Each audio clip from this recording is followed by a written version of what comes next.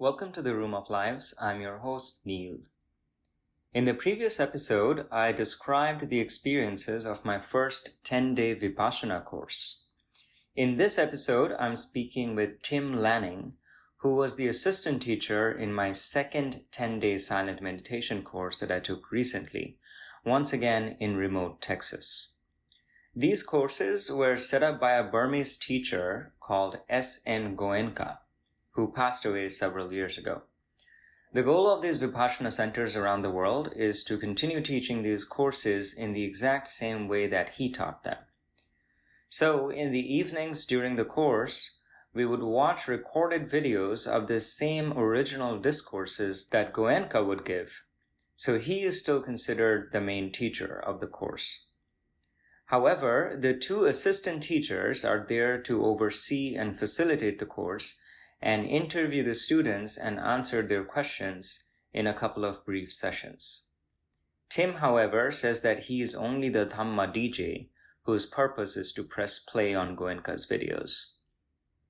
On the final day of the course, I met with Tim and asked him to come on my podcast, and he agreed.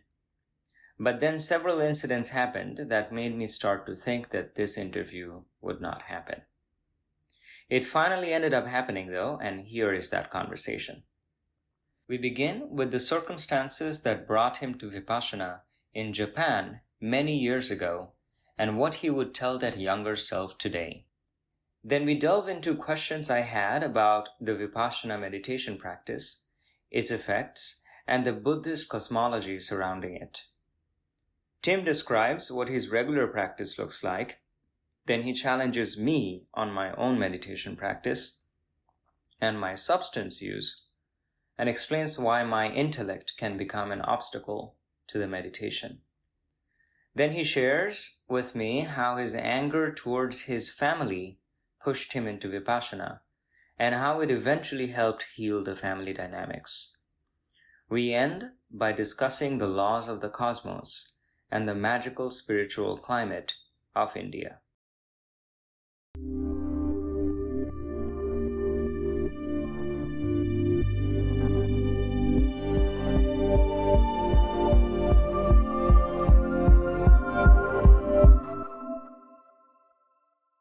So are you good if we start right away? Yes. Okay, so I'm curious a little bit about, just like your general background, life background, like upbringing, if you could tell me a little bit about yourself and like a brief life story, and particularly how did, a Western person like you come into an Eastern spiritual path like Vipassana? Yeah, that was your first question there.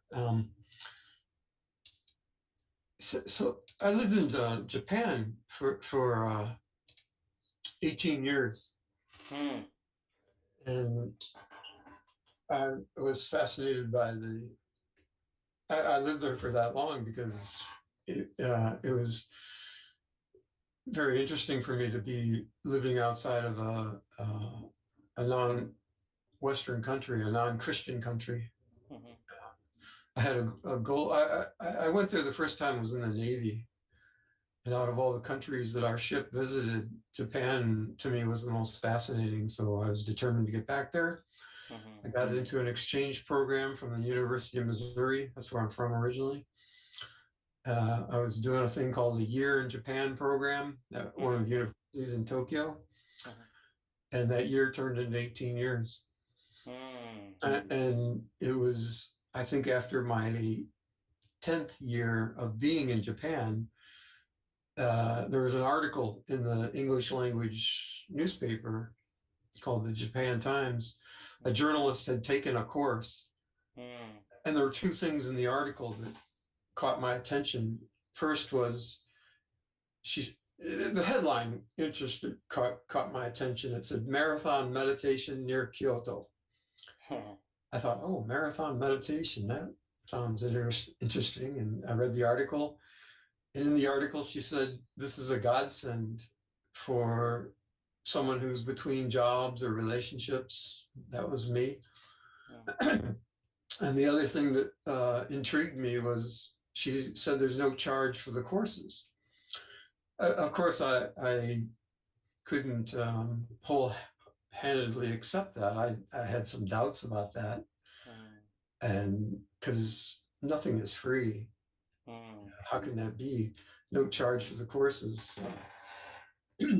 And when I went to do my first course there near Kyoto, mm, I kept waiting for the catch, you know, mm. thinking that there had to be something, but there wasn't. All those people were serving me without expecting anything in return. Mm, And I ended up doing that for the last 30 years. mm. And from that first point, what have been, all of sort of your subsequent experiences and steps until you ended up like becoming an assistant teacher for a 10-day course? First and foremost, don't have any delusions or illusions about assistant teachers. That's actually a misnomer. None of us are teachers are qualified to teach. When people ask me, are you teaching the next course? I say no, but I will be the Dhamma DJ.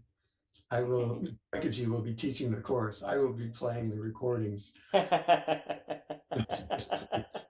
um, Sometimes we have meetings amongst ourselves, and there's kind of a joke or an expression that I really like, and that is that people get Dhamma in spite of the ATs.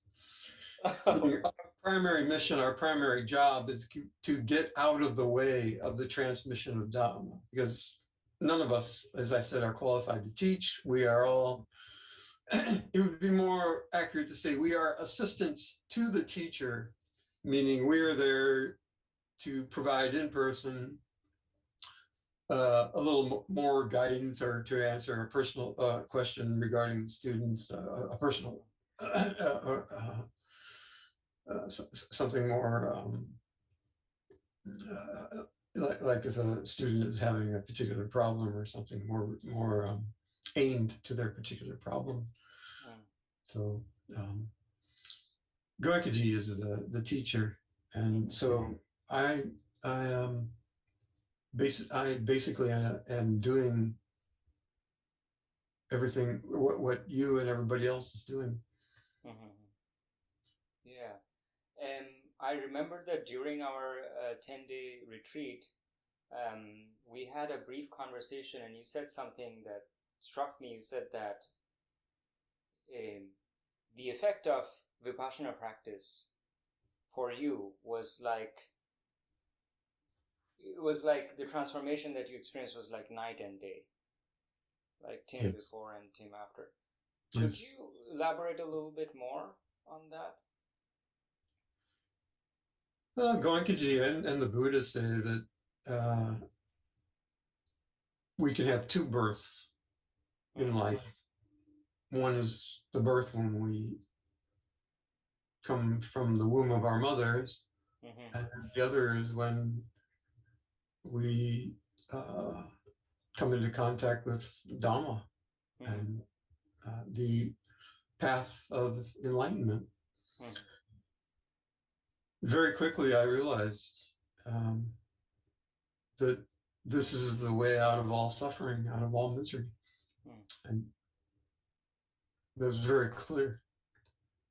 And I was so happy because I was 33 years old, and up until 33 years, I was suffering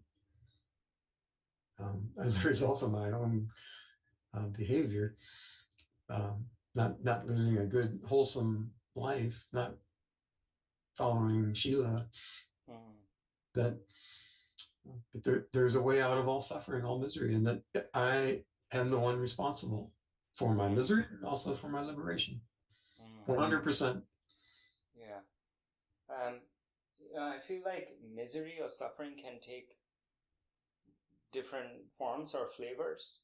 There can be, for example, misery due to jealousy, misery due to feeling of insecurity, anger, worthlessness, arrogance, all kinds of All different of them. flavors, depression. Yeah. And so, would you say that Vipassana is a path that is able to address like all of the different flavors of it? Everything, Ah, everything, okay. A to Z. up until the suffering of death. Yeah, yeah. And that's what Vipassana teaches us. That if somebody really experiences this thing called ani, what's that word? Ani? Anicca? Yeah, there you go. When we start to experience that at the actual physical level of these arising and passing away of these sensations, we are preparing ourselves for our own death. Yeah. And so towards the later part of the retreat, where we are kind of deeper into the Vipassana practice itself, and we are hearing a little bit about this, the bodily sensations that we're kind of scanning for, and we hear, like, for some like advanced meditators, that the blockages are not so much there anymore, so you can, in a single breath, maybe you can kind of feel the sensation, scan your entire body, and then maybe at one point I heard that it can also be like kind of unlocked from the breath, and it doesn't necessarily even have to be synchronized with the breath. And a part of my mind was like, okay, what is the sort of point of this very specific thing that we're trying to do, is like sweep these sensations over the entire breath? What import? That is not what we're trying to do. That is not the goal. Don't have any. I mean, he called it banga, total dissolution of the body. Banga, but don't give it too much importance. The thing we need to give the most importance to is first developing the sensitivity of our mind to be able to feel these sensations that are happening throughout the whole body all the time, 24/7, 365 days a year, from the time we take birth till the time we die. As long as we have this material body, there are sensations.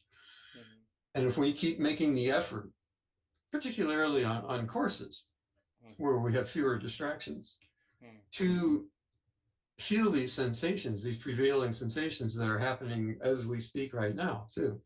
But we are being extroverted. You're looking at me, I'm looking at you, we're talking, we're thinking about what we're saying, you're listening. But you go into meditation, you stop thinking about other things, you just start trying to move your attention throughout the body after you've spent 3.5 days here developing that sensitivity of the mind. The more we practice that, the more sensitive our minds become, and the easier it becomes to feel these prevailing sensations. Yeah. That's one half of the technique. The other half of the technique is, well, I'll ask you, what do you think it is? Yeah, I feel like there are, for me, one half is the endeavor to increase this awareness and sensitivity, and the other half for me seems to be the cultivation of like non-judgmental acceptance of whatever is coming up. You got it. Equanimity. That's what equanimity is. That's the definition of equanimity: having no preference or prejudice towards whatever I'm experiencing at this particular emotion, at this particular moment, mentally or physically. Yeah. So would you say that this kind of a continued practice has made you just, more sensitive to all of life, including, life experiences, interpersonal dynamics, and things like that as well? Sure. And the deeper we go, the more we can experience, the more sensitivity we can develop. I saw that question there about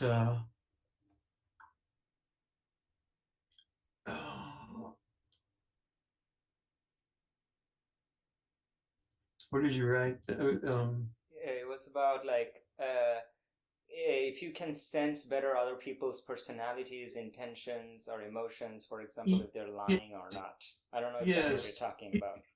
Yes, that was.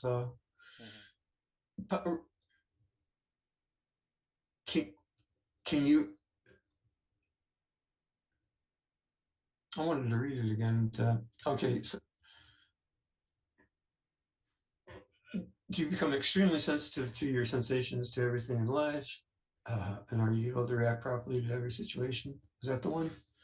Yeah, that's the Yes. one and the one after that, I guess. So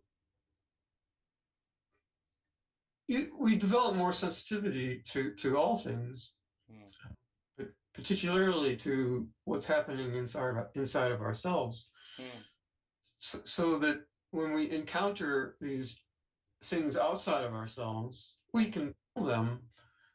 But if we become good meditators, good in the sense of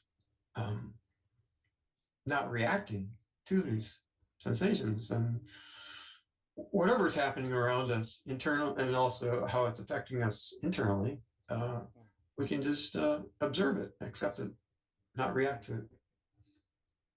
Yeah. There are. This is why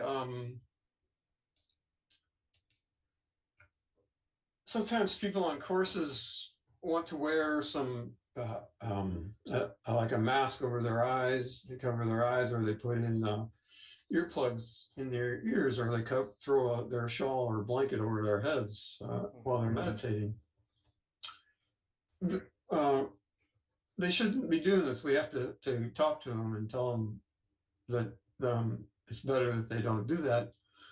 And the reason being is that we are trying to develop the sensitivity of our mind and also the discipline of our mind to be able to do this observation of these sensations that are always arising and passing away without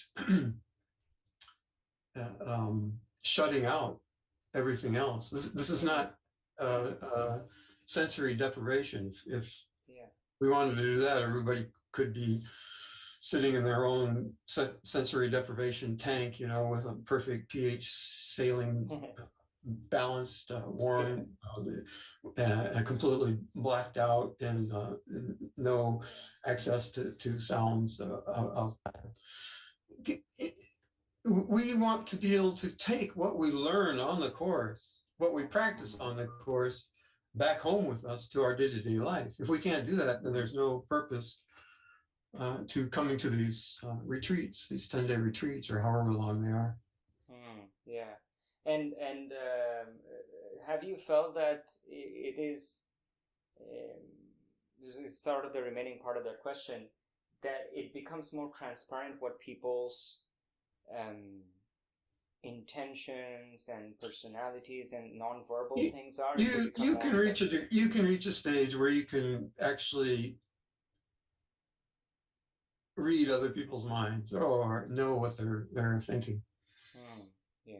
I mean, I understand that this is a little bit of a gimmicky thing, but I am still curious because one of my friends who has been a long time meditator once told me of an experience where he went to one of these retreats, and he said that he could kind of sense the emotional energy of the person who was meditating like next to him.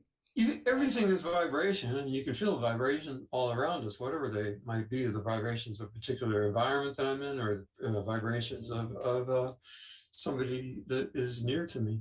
Yeah. So do you think that there are particular people or maybe certain psychological conditions or scenarios in which meditation can actually, or Vipassana meditation can actually be harmful? No. Or have you? No. Observing these sensations and training our minds not to react to them can never harm us in any way. But what can happen, and I've seen it happen several times on courses. Yeah. This is a process of purification. And if somebody's not working properly, they can do some harm to themselves, and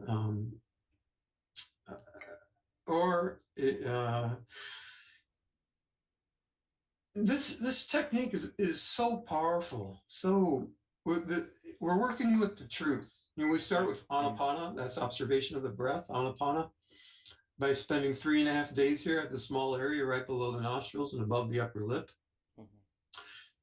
Even this when we start doing this, the operation of the mind automatically starts.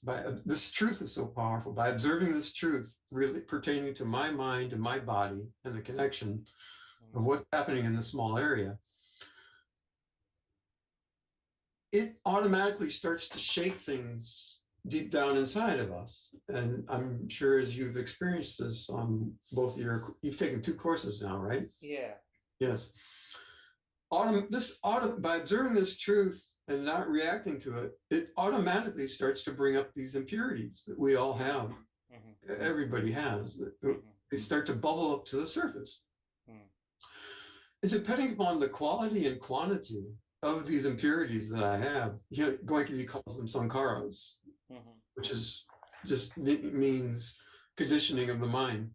Mm-hmm. Depending upon those, when they come up and bubble up to the surface, they manifest themselves as some strong sensation here or there, or simultaneously as some strong emotion, some strong deep-rooted complex that's coming up. Mm-hmm.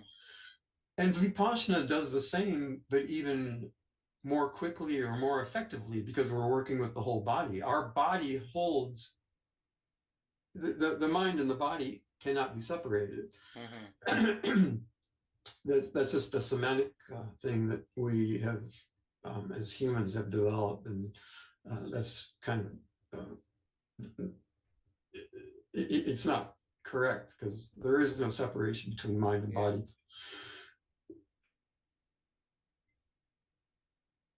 They're working. They work together at all times. So by practicing this technique, things are going to come up. These deep-rooted impurities, these sankharas. And at times, they could come up with such a degree that they could create some unbalance to me. Yeah. And it might manifest as insomnia or my mind becoming unbalanced for a while. Mm-hmm. It shouldn't be too big of a worry, because I always tell people that Vipassana is not something that is done to us. This is something that we do, and we are always in control. Meaning, we work at our own pace. We don't know it, but there's kind of a governor inside of us that, for most of us, that we decide how much junk, how much of these impurities, the sludge, that we want to allow to come up at a certain amount of time. And that's why when you start during those 1-hour group meditations or something like that, something starts coming up so strongly and so hard that you feel like you have to change your posture. Well, change your posture. It's not the end of the world. And when you do that, it's like, oh, okay, I'm okay. I'm not going to explode now. I'm not going to catch on fire or something like that. So. Yeah. So just imagining this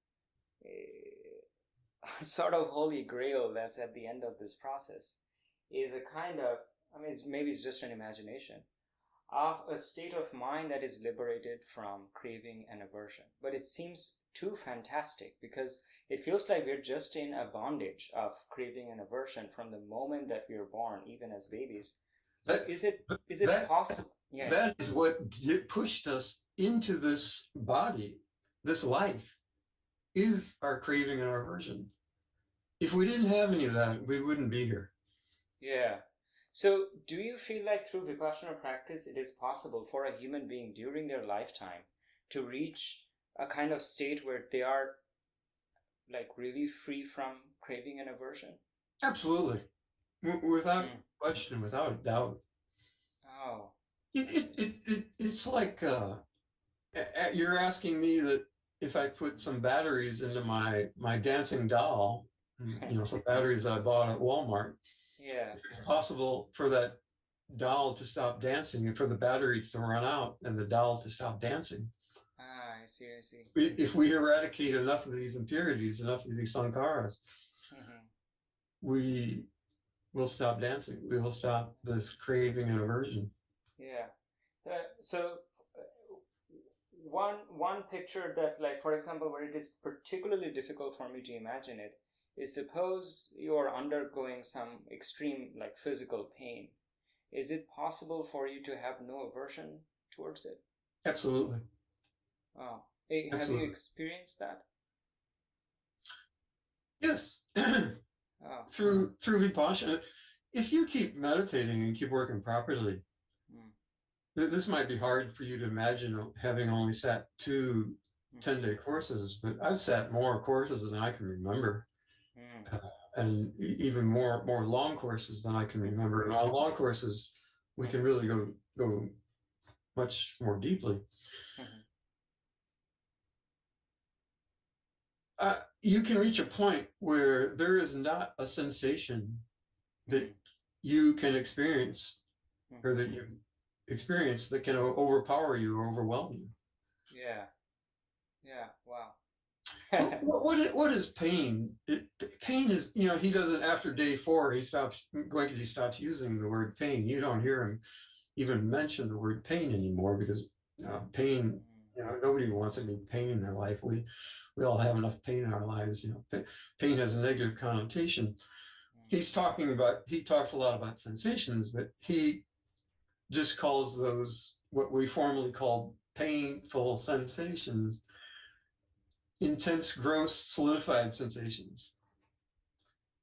But if you keep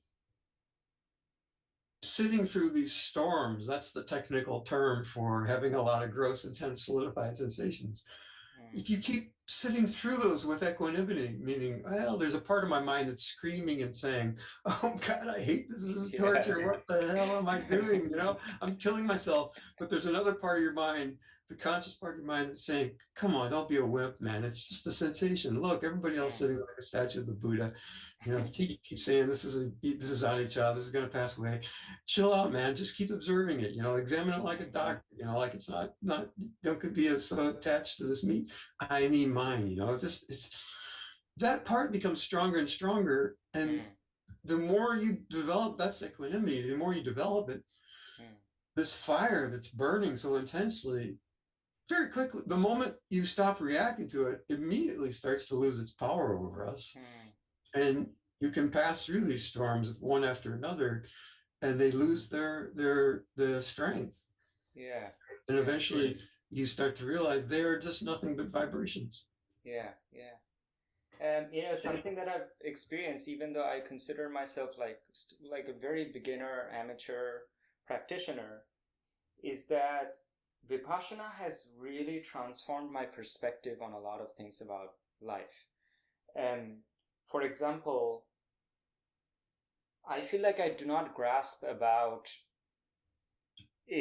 thoughts about what is going to happen to me in the future, where is my career going to go. I mean, a lot of grasping has kind of released.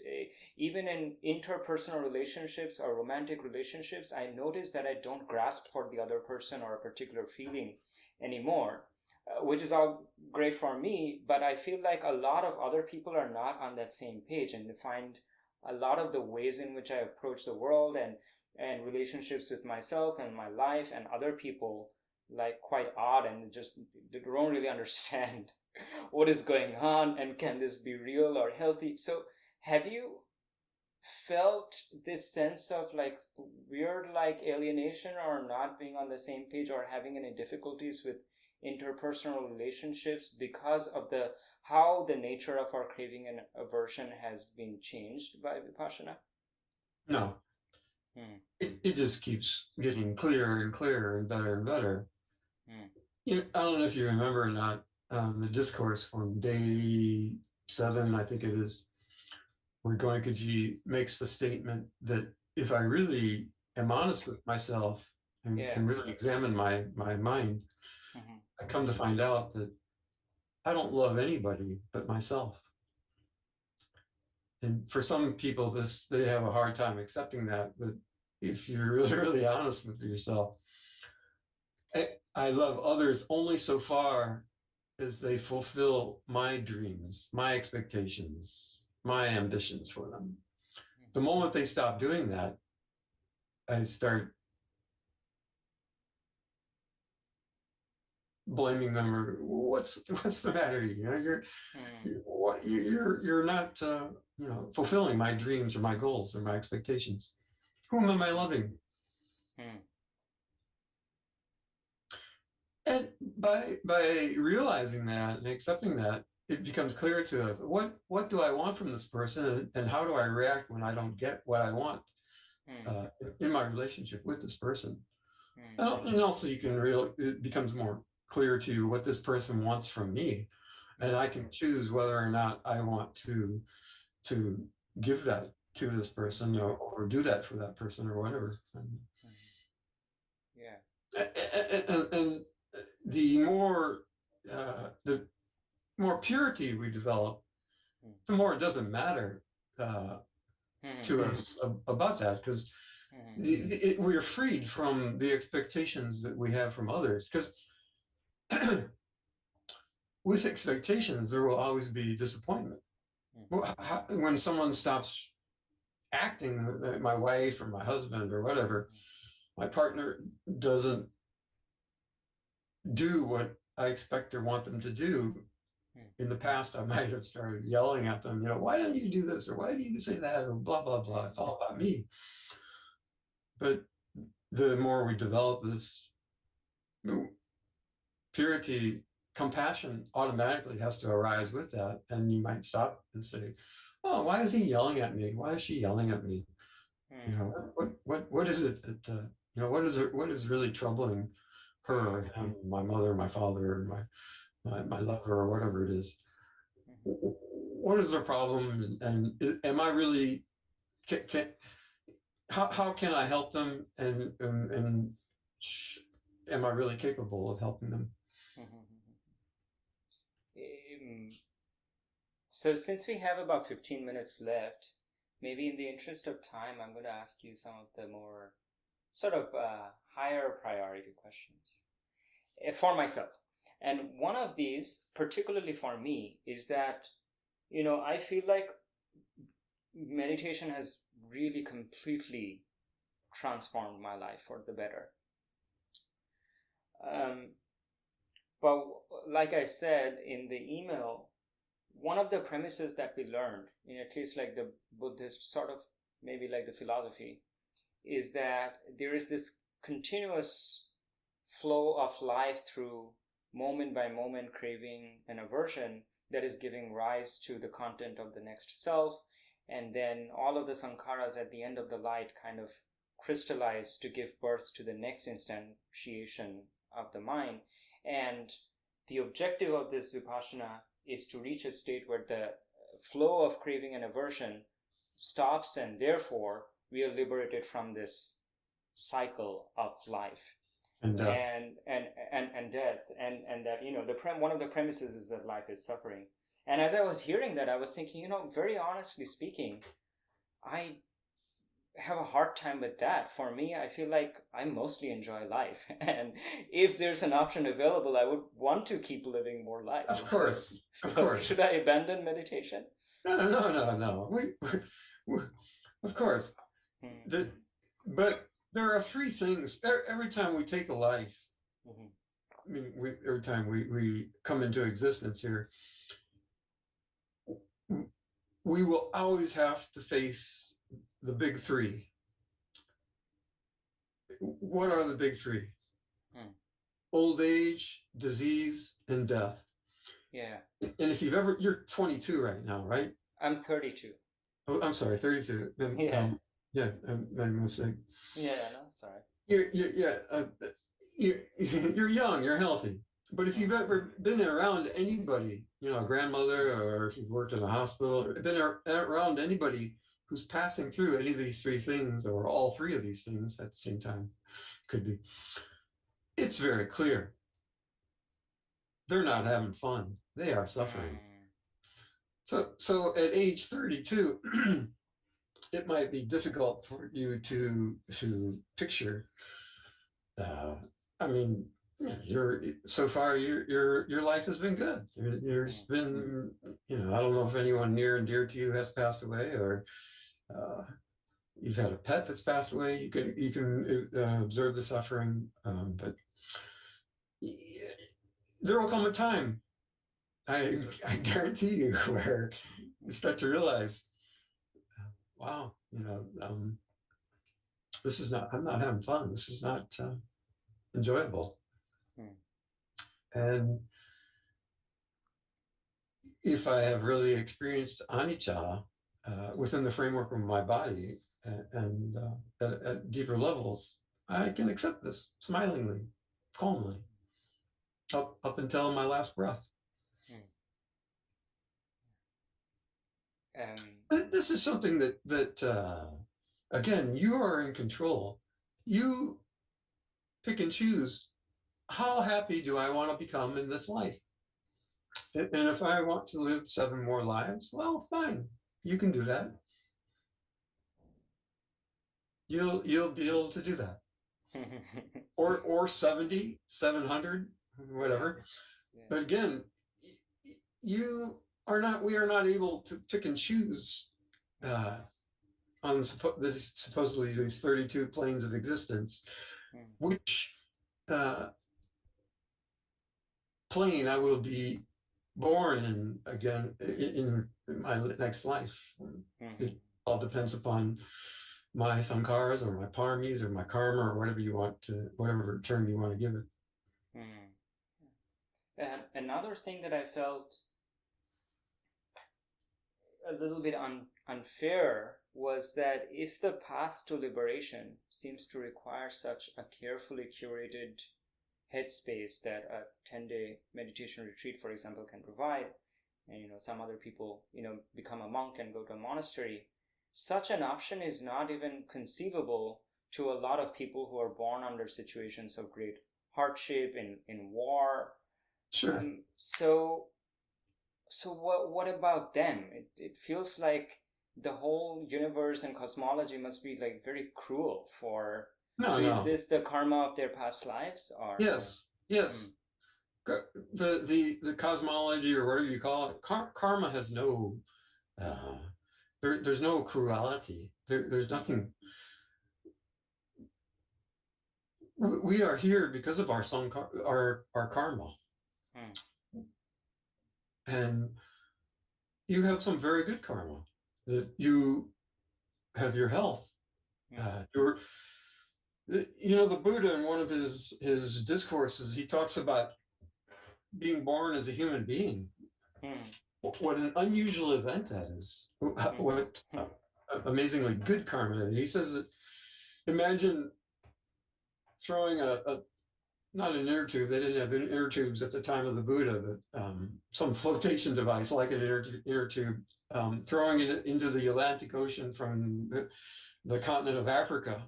And then imagine a turtle leaving from Brazil or the Amazon, swimming underwater, swimming towards the African continent, swimming underwater for weeks, and then suddenly coming up in the great Atlantic Ocean with its head in the middle of that inner tube, or whatever that thing was, floating thing throughout the Atlantic. What are the chances of that happening? The Buddha says being born as a human being, the chances of that are even infinitesimally, I can't pronounce that word, infinitesimally. Infinitesimally. Yes, thank you. Greater, that are better of having our heads, or the turtle coming up under with its head in the center of that inner tube, than us being born as a human being. And the reason the human being plane is so remarkable, so unique, is that we can experience all 32 planes of existence in this human life. from the greatest bliss of liberation all the way down to the deepest hells. But every time we get angry, we are tuning up to those vibrations of the lower planes.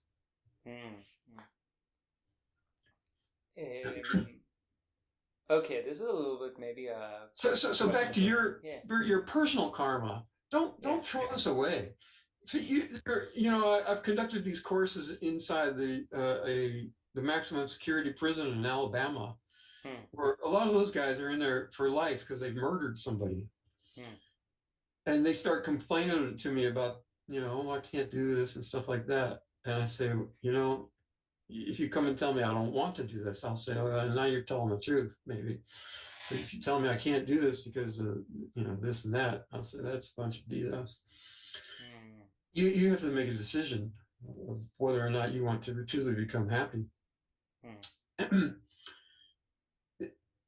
I tell them, though, that there's two indisputable pieces of evidence that they have the ability to do this. The first one is that they're born as a human being. And I tell them that story about how unique this is. You're not an alligator. You're not a mosquito. You're not a dragonfly or whatever. They can't do that. They don't have the faculties, the ability to do the self-observation as we do. By doing the self-observation on this material body that we have, to be able to feel these sensations. That's very unique. And the other wildly unique piece of karma is you are sitting in front of me. I don't know what you did to get into this prison, and I don't care. But you are sitting in front of me on a course. You've come in this dark prison, where you guys kill each other in here. They do murder each other in there sometimes. When I was there one time in a fight in the yard, somebody bit off the other guy's nose to stop a fight, because it's pretty painful to get your nose bitten off. I didn't see this happen. I saw one of them in the sick bay, that they look pretty bad. I said, this is a hellhole where you're living in, but look at all the billions of people outside of this prison who have no idea that there is a path of liberation, that there is a technique to where one can, through his or her efforts, liberate themselves. And for that to happen, that is the result of some amazingly good karma. So don't throw it away. Don't treat that lightly. Something has given you, not only did you come to one course, something you understood on that course, you practiced enough to get the benefits and to realize there's something good about this. There's something beneficial to this that made you come back to another course. Don't treat that lightly. Put that in your pocket and keep developing that. That is the first quality of enlightenment. That is devotion, but that's not blind devotion. That's something that you experienced yourself. That's not something that you heard from some gringo in Illinois, who sits on that high seat sometime. That's not something you heard from a discourse on a TV. That's not something you read in a book. That's something that you've experienced now twice. Experience it first, and that from your experience, that second course you took was not the same as your experience on your first course. I hope to see you in India sometime on a 30-day course or a 45-day course or a 60-day course. See the results, what you get. I think it was after my fourth course in Japan, I met a guy who had sat a 45-day course. I thought he was crazy. This is so hard. This is so difficult. So challenging. How could anyone in their right mind do this for 45 days? They have to be crazy. But about 3 or 4 years later, I think it was 3 years, I was on a 20-day, 30-day, 45-day course, 60-day course. You can do it. And if you keep, the courses are challenging, but we keep coming back because of the benefits. My parents have sat. They did their first course out of devotion to one of their children who said, I want you to come and do this because I'm going to be doing this for the rest of my life. I want you to know what I'm doing. I want you to check it out for me. I tricked them. They came out of devotion to me. But they ended up, my mother sat 3 courses and my father sat 4 courses. They didn't do those other courses out of devotion to me. They came back and did those because they got results from the first course. Yeah, yeah. I feel like a lot of your words seem to be a kind of repeated encouragement to take more like personal responsibility for the path that we are on. And you also seem to be reminding us that if you do it, you're going to see. If you do it properly, you are going to see the results. There's like no. I could sit here and talk to you all day for every day of the year, and it's not gonna. I mean, you might enjoy it and stuff, but the real benefits come from going through these courses and or wherever we are. Just 2 things: observing these sensations, feeling them, and trying not to react to them. Yeah. Sooner or later, I didn't learn the word Vipassana until my 3rd course. It didn't matter to me. And I couldn't pronounce that word. All I knew was anyone who sat there and made an honest effort to start to feel these sensations and train their minds not to react to them, sooner or later, they were going to become liberated from all of their complexes, all of their misery, all of their the things that make them suffer in their lives. Mm-hmm. And so if you could go back in time and meet the young Tim, maybe around my age, like 30-something years old, would you have something to tell young Tim? Absolutely. I would tell him. I told you I took my first course when I was 33. Let me turn off that timer because it'll I can't be calm and autonomous with that. Yeah. Have you ever done or said anything you regret?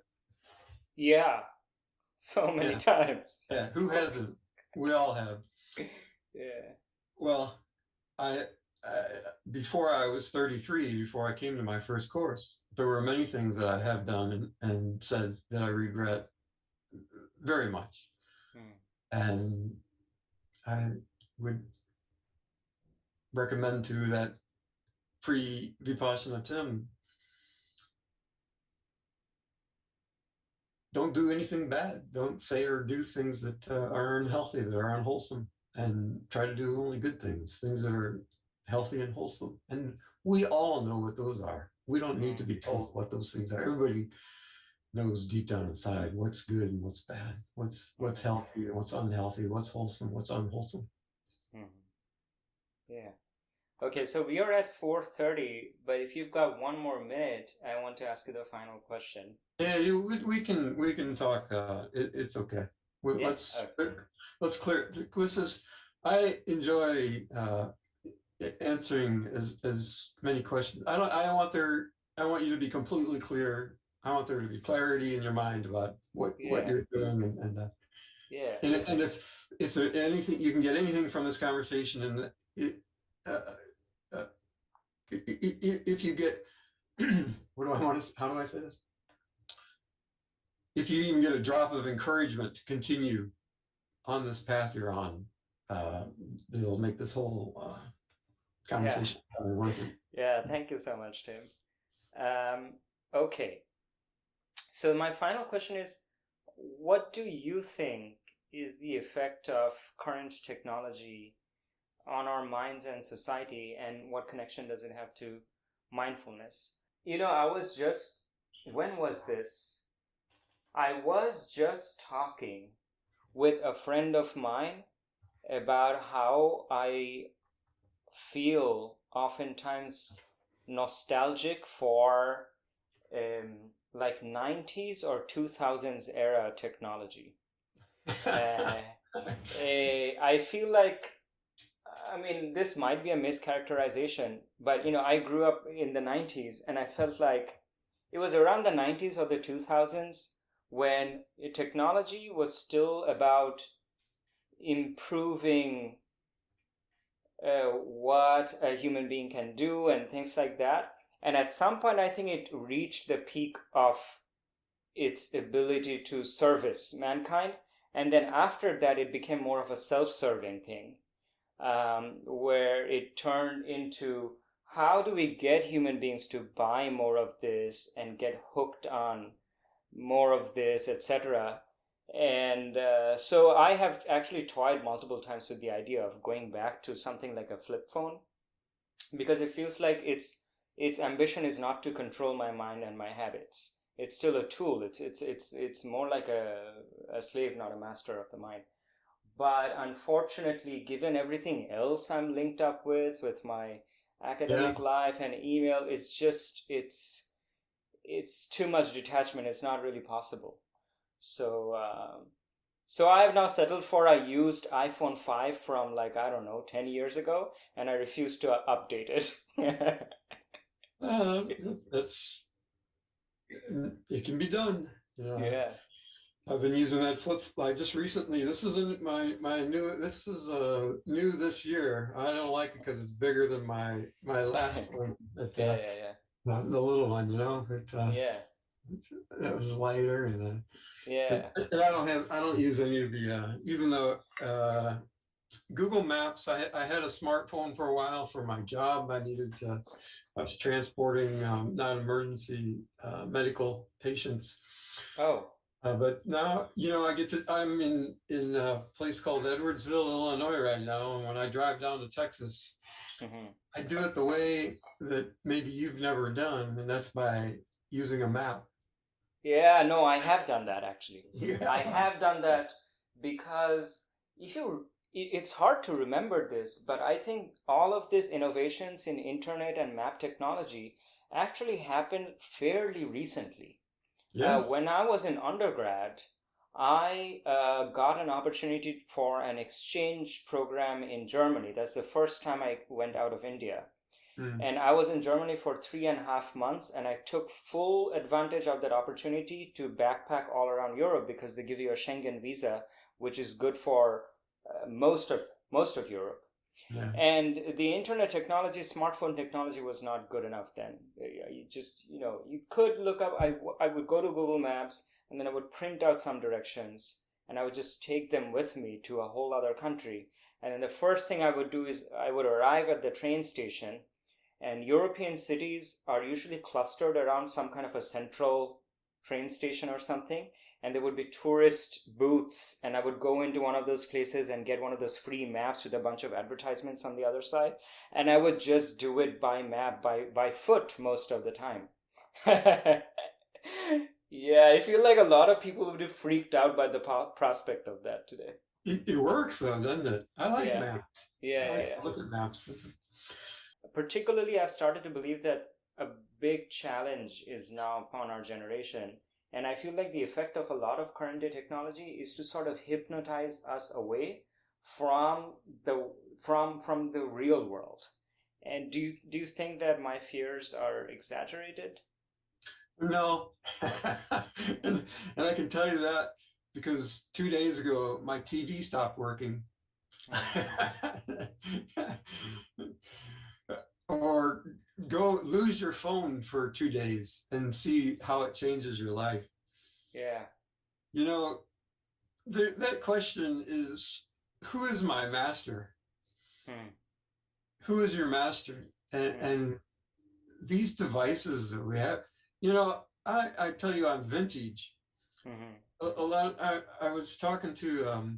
I just was in. I just came back from sitting a self course there in at Dhamma there in Texas, and I was talking to the teacher there, and he was recommending that I be on uh, What's Up. Hmm. I don't have that on my phone, Hmm. and I said, you know, I said, but then people could reach me all the time, and they would be, they'd be writing things to me, and I'd have to answer. And I said, I have enough trouble keeping up with my email. Hmm. In fact, that's what I have. Two more Zoom calls today, and they're with students that want to talk to me. One about her meditation, and another one about registration.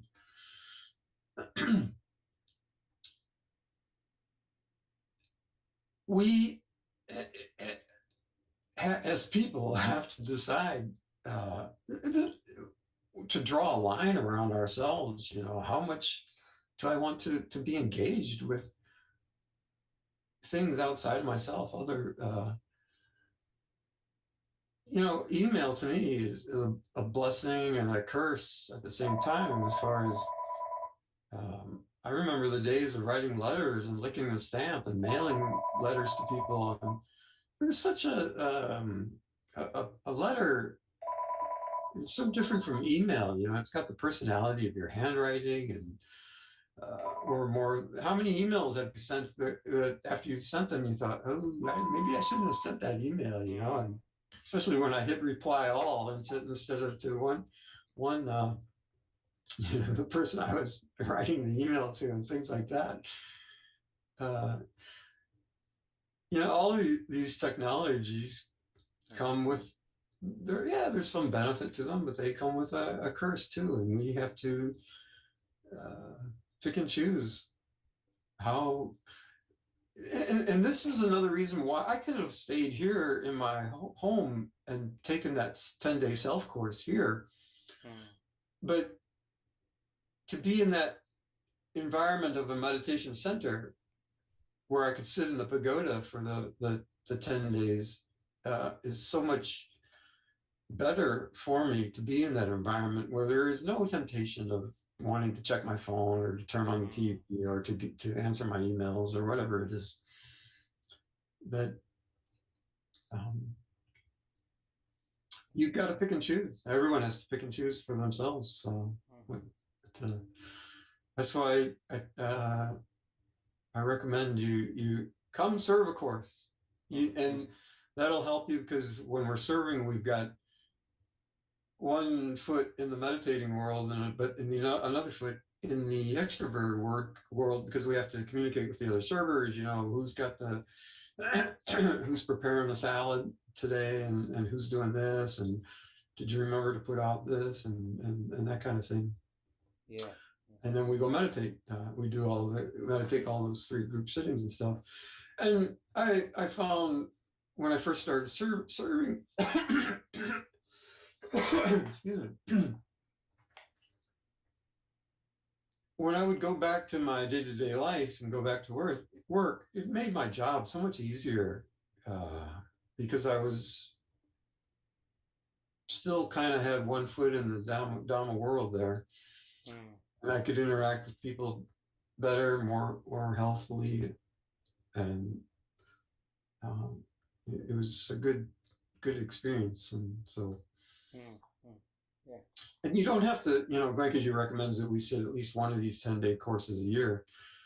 Well, when I first started sitting, I think I sat 4 or 5 10-day courses in my first year, because I thought, I need this. I need to. And what would happen? I went back home for the first 3 weeks, everything, I was meditating twice a day, things are fine. But then my meditation started getting weaker and weaker, and I started reacting again, the same old habit pattern, same old knee-jerk reaction, getting angry with people, this and that. It's like, Tim, time for you to go back to Kyoto and do another one of those 10-day things, Yeah. So related to that final question, you don't have to keep saying that. Let's get them all cleared up, at least. Okay. I was just worried because you had the others in call. No. So what does your regular practice look like when you're not at a retreat? Twice daily for an hour. There are some times when I have missed the evening. Evening meditation is always more challenging for me, but Goenka says, for those who for the first year after their course, who make a strong effort to do their daily meditation, if they can do that for a year, they will do that for the rest of their life. The morning meditation, it has always been easier for me to get up, do my business, go use the toilet, and then just make that the first thing I do for the day, and go sit on my cushion. It's helpful if you've got a place where you can meditate, where there's no distractions, even if it's just the corner of your room where nothing else happens in that corner, you don't have a desk there, you don't have any devices there or anything like that, and you meditate in the same place every day, you can build up these vibrations of anti-craving, anti-aversion. I remember I had in Japan a room devoted, a small room off of in my apartment, where nothing else happened in that room, just meditation. And if I found that if I could get myself into that room, it was like the baseball umpire saying, "Safe." It was immediately, it was so easy, to go. Yeah, and then I could start meditating. I had to get my whole body though up, turn off the TV or whatever it was. I stop reading the newspaper, whatever it was I was doing, to get my whole body up and to get myself into that room in the evening. I made a vow to myself, and that is I would not allow myself, because I had a stressful job, and my hours were not always the same. It's helpful if you could do it at the same time every time, but that wouldn't happen. And so I made a vow to myself that I wouldn't allow myself to eat dinner until I had meditated in the evening. And so that was helpful because I was always hungry. I wanted to eat my dinner. But the other thing was I could not first eat dinner before I meditated, because then I would just fall asleep during my meditation. I was just be too groggy. And so. Do you ever feel bored of meditating? Oh yeah, good. I'm glad you remember. I saw that question. People ask me that on courses a lot, telling me that they are bored themselves. What is boredom? Think about what boredom is first. Yeah, I feel like boredom for me is an inability to keep my attention on one thing. It's like a kind of like a jitteriness. It doesn't want to stay there. It's just this energy that wants to visit many different things. Right. Like restlessness. Sure. And why does our mind want to do that? Why does it want to go to these places? Well, there's a reason for that. But a clearer definition of boredom is, I am not satisfied at this particular moment with what is. My mind is not satisfied at this particular moment of what is. I want something that is not. Meaning, I'm saying if it happens while I'm on a course, well, I want fireworks. I want this. I want that. I want my phone. I want to talk to my phone. I want to check my phone. I want this. I want that. There it is, craving. I want this. I want that. I want this. That's the mind. That's how our minds work. Or I don't like what's happening at this particular moment. I don't like what I'm feeling, or I don't like the mind space I'm in at this particular moment. There's aversion, craving and aversion. And that's the game, is to realize, oh, there's my mind doing that again. Smile at it. There's my monkey mind. Shake hands with the monkey and say, okay, I see you there. Okay, here's your banana. Right here. I got a little banana for you. And start breathing slightly harder, whether you're meditating or not, or whether you're at work or not, wherever you are. This is your anchor in the storm at any time. Anytime you want to get control of your mind, anytime you want to calm down your mind, even if you're dying, whatever. Anyone who brings their attention back to this small area below the nostrils, above the upper lip, and makes the effort to try to feel what's happening there, or to feel the touch of the breath, the mind will automatically calm down. It will automatically get focused. And then you can continue to do whatever it is that you were trying to do, whether it be Vipassana, trying to move your attention to the body, or focusing on your work, or whatever it was at that particular moment. This is an amazing tool here. This is and it's not a philosophy. It's not an ideology. It's not a Vipassana thing. This is a reality. Anybody Doesn't matter who or what, whatever they believe. Anyone who makes the effort, who brings their attention back to this little area below the nostrils, above the upper lip, right where they join, and tries to feel what's happening in that area, or tries to feel the touch of the breath as it comes in and out, not trying to manipulate the breath in any way, just feel the touch of it, their mind will automatically calm down. Yeah.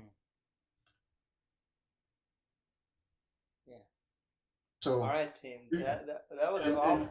Yeah. If you do that, I don't believe anything you've heard on this in this talk.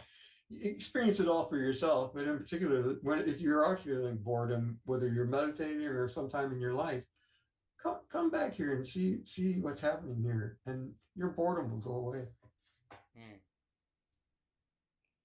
All right, Tim. That was all my questions. I have not a single question that is left unanswered. I really want to thank you a lot, and I know, I didn't realize that you had that, the camera shyness thing happening. So I want to thank you especially for willing to put, yeah. I wanted to just tell you what that was about. Was at first, when people come during the course and they start to ask me personal questions, I stop them immediately and say, I don't mind answering personal questions, but if I start to answer them, you're going to get distracted, and then you're going to have another question. Right now, it's my job there. My job is to bring people back to the technique. And I said, you came here to examine yourself, not the teacher. So I'm. Everybody has their own personal experience. Everyone who comes to these courses, but I was afraid of you using this as some kind of I didn't want this to be like a discourse or no. But when you sent me the questions, I thought, oh well, these are just questions, these are good questions, and I'm always happy to answer questions about the technique or related to the technique, and again, how the technique has helped me in my personal life. I don't have a problem answering those. I'm always happy to. Yeah. So, all right. Well, thanks a lot, Tim, for your time and presence. I wanted to ask you a question, though. Yeah. If you don't mind. How is your practice? Yeah, I would say I'm not sitting for 2 hours every day. My regular practice has been basically just 15 minutes of anapana, which is something that I've been doing for about 7 years now. Wait, you did, I thought you did your first course in 2017. Yeah, but I've been doing anapana since before my first. Okay. Yeah. And so you've been doing it for 15 minutes for 7 years? Yeah, every day. And why don't you do Vipassana? Oh, I would say that the times that I do Vipassana, or I have done Vipassana, is only during the 2 times that I went to the retreat, because it's like part of the protocol. And I would say that I would describe the main reason as, since I kind of learned anapana first and I became like pretty comfortable with that practice, it seems to present like fewer obstacles to me. I'm like, I know how to do it, and I can so Vipassana for me is challenging, and I'm just going to acknowledge it, that if I feel like, yeah. When you say the challenging, that again, Vipassana, the real reason why we don't want to do it, or why there's resistance there, is because it works. It's not fun. It's not a walk in the park. Anyone who starts to observe these sensations on the body and train their mind not to react to them, it's not going to feel good. I mean, it's not, it brings up stuff, and people don't like that. And so, and then a lot of times, not that many times, but it can happen. I've seen it happen on courses where a student, after 3.5 days of anapana, they've had some very peaceful, very calm experiences by just, they've calmed down the mind to such a degree that when we start to practice vipassana, they don't like it. And they don't want it to be vipassana. And they want to keep coming back to anapana. Yeah, that's definitely happened to me.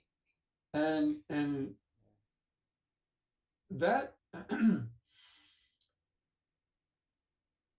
is a great hindrance, because that means that we do have preference, we do have prejudice, and that we are seeking this bliss, this ecstasy. And that will come if we purify our minds at a deeper level. But we have to in order to reach that stage, we have to walk through some ugly stuff of this self-observation of these impurities as they come to the surface and manifest themselves somewhere on the body as this sensation, this pain or ache there, and this unpleasant sensation here or there or whatever.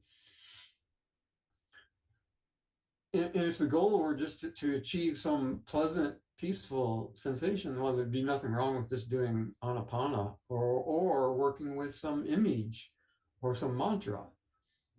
It's very easy to get the mind focused or concentrated working with an image or a mantra, some imagination or some visualization or some verbalization. With vipassana, that's not fun. But anyone who really wants to purify their mind at a deeper level or at the deepest level, they have to work with the whole body, and they have to work with these at the sensational level, and they have to start to work on learning how to observe these sensations for their true nature, and start to feel their true nature, and that is the phenomenon of these sensations, which is the truth of these sensations, that none of them are permanent, and every sensation that we're having is arising and passing away, arising and passing away, passing away. That is the purification process. So would you say that, if I say it's not like all or nothing, but let's say I have 15 minutes, and I know that the ideal thing is to spend 2 hours, but if I have 15 minutes, would you say it's still better to be doing Vipassana then, rather than Anapana? Well, one thing you should clear up in your mind is, people often tell me that they're too busy to meditate, 2 hours a day because they got this and they got that and they got all these excuses. And I ask them, well, who's the master of your life? Who's your boss? I want to talk to your boss. And some of them joke, say, well, that's my wife, or my kid or whatever.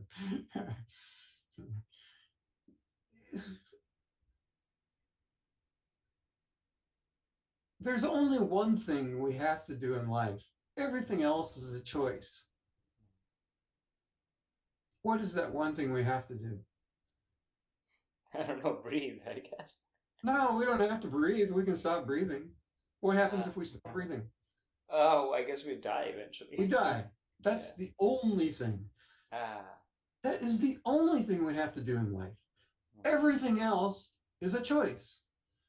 So don't if you want to delude yourself and play those games like, well, I got this and I got that. You are your own master, and you are the one who chooses your priorities. And right now, if becoming happy or happier is not your priority, well, that's your choice. But if you really, sometimes those guys in prison, most of them work really hard. They work harder than the people outside of that prison, even though we are all prisoners of the old habit patterns of our minds. Doesn't matter whether we're locked up somewhere or not. The reason they work harder than people, the so-called population, normal population, they really understand suffering at a deeper level. And they really understand that if I do this, even though I am living in this hellhole and I might not ever get out of this hellhole because I'm, I'm sentenced to 7 or life without parole or whatever.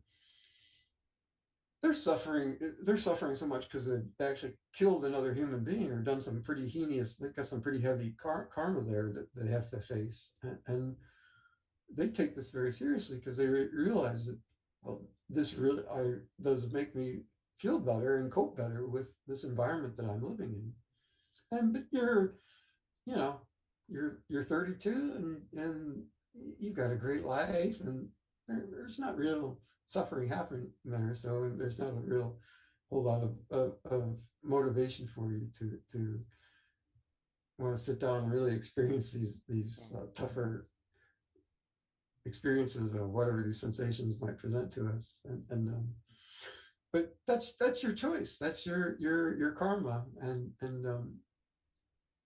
there's it's entirely up to you. But my main motivation in the beginning of my earlier courses was I realized I was so grateful to my mother and father because of the life that they had given to me and the efforts they made they devoted themselves to all four of us kids. There's four of us, my brother and sisters. I was so grateful to them for that. And also I hadn't spoken to them for 5 years while I lived in Japan. That was one of the reasons why I was in Japan, and I didn't have a telephone, so they couldn't reach me. I was so angry with them. And I realized on my first course, this has got to stop. This is so unhealthy for me and so unhealthy for them.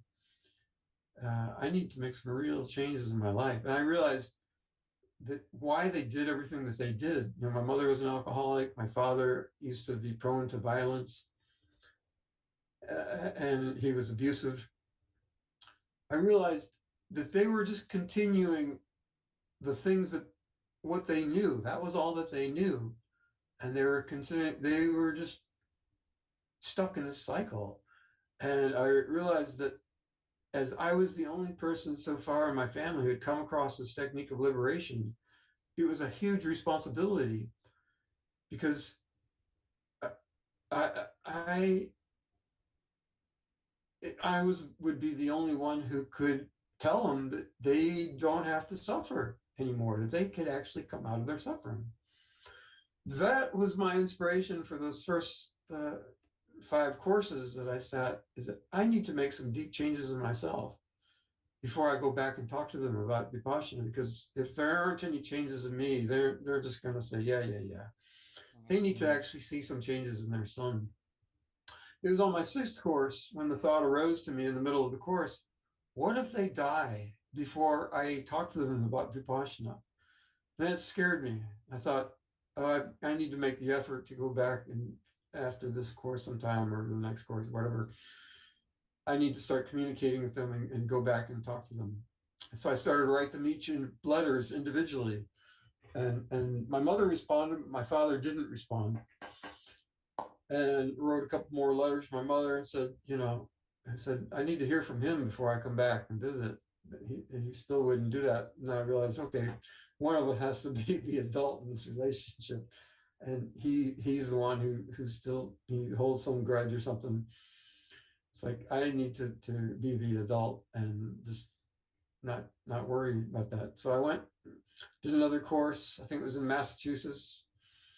Then flew into St. Louis, borrowed my sister's bicycle, had a tent and a sleeping bag. It was one of the hottest summers on record in Missouri. Rode across state, took 8 days. I did that just to kind of for training for myself. Camped in their backyard, came up occasionally to have lunch with them or dinner or something, but I didn't want to stay in their house. I was camping in their backyard. One of those lunches, my father and I were about to fall back into our old patterns of, reacting and pointing fingers, and we were about to draw our swords and butt heads again. And because I had done 6 or 7 courses by that time, Goenka talks about that private secretary that's on duty 24 hours a day, that one that is our sensations. I was at least sensitive enough. They started shouting at me, look, master, anger, anger. And I caught myself and said, whoa, wait a Yeah. minute, I'm blowing it.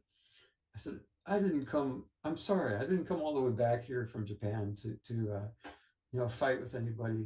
I'm just reacting, I'm reacting badly. And I said, as you can see, I'm still very immature in both my life and this technique. Please, you'll be doing yourself a great disservice if you judge this technique by me and my immaturity. Mom, can you loan me one of your guest bedrooms? So I need to meditate for 3 days. Can you loan me one of your bedrooms there? And Mom, would you be kind enough to give me some little bit of a some vegetarian something to eat at 11 o'clock in the morning, some non-vegetarian food. I'll get up and do my own breakfast at 6:30 in the morning when you guys are still in bed, and just not talk to me, don't just let me be alone there in that room for 3 days. And of course, mothers, because they love their sons, she was happy to serve. They love their children. She was happy to serve me, and my father didn't have any objection to that. And so I sat this 3-day self course in one of their spare bedrooms and worked really hard because I knew I had to change if I was going to attract them to this technique. And when I came out of that course, the whole atmosphere of the house had changed. This thing called dhamma, the vibrations of dhamma, which is nothing but anti-craving, anti-aversion, and compassion and love. It had changed to that. And when I came out of that course, they felt something. The whole atmosphere of the house had changed. And that is when they agreed. They had agreed then to, okay, we'll come and do a course. We'll try it. And it would be 6 months later over Christmas. I went back to Japan.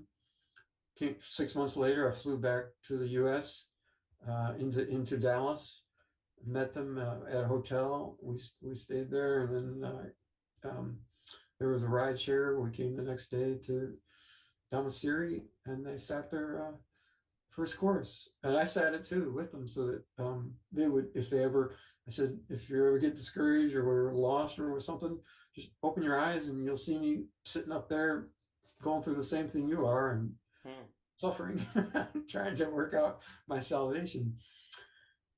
On day 10, metta day, the talking day, when my mother saw me, she was crying. I'll never forget the first words out of her mouth was, you must really love us a lot to have brought us here. And my father, it was a Kodak moment. My father, who about the only emotion he'd ever expressed in his life around us kids was anger and violence. He wanted to put his arm around me. And the next thing my mother said was, it's so logical. She's a musician, and she was a teacher, kindergarten teacher. And my father was a chemical engineer, and she used to argue, when they would argue sometimes, she'd complain to him, you always have to be so logical. Like logic was a bad thing. But that's the next thing that she said about Vipassana was, it's so logical. And the third thing she said is, I wish Pat, my sister that has children, I wish Pat would come and try it. 7 months later, they met me. I flew in from Japan again in Seattle, and we met up there, and they sat their second course. And the first thing my mother said when she saw me was, were those discourses the same ones we had? Those are different. Those weren't the same discourses we heard on our first course. And I said, Mom, those are the exact same discourses.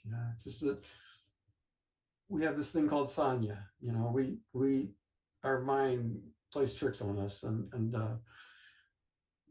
as I'm sure that the discourses you heard on the second course were a little bit different than what you heard on the first course, weren't they?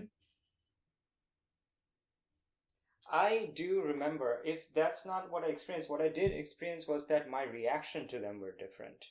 Okay. I remember during my first course, I was still like, this is kind of woo-woo. Some of those things I was having like a kind of like judgment against. Sure. Especially when Goenka ji would talk about the little vibrations and things like that, I would be like, nah, I'm a physicist, that's not really how that works, etc. So the next time I noticed that my response to the discourses was like quite different. We're the second course where you're a little more receptive to what he was Yeah, saying, particularly about those things he called kalapas.